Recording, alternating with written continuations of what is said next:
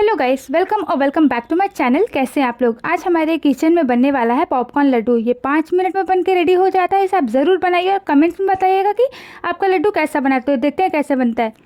सबसे पहले मैंने पैन में लिया है थोड़ा सा घी, ऐड करेंगे गुड़, पानी। जब ये अच्छे से मिल जाए ऐड करेंगे पॉपकॉर्न। अच्छे से मिला लेंगे इन सबको और इसका लड्डू बनाएंगे।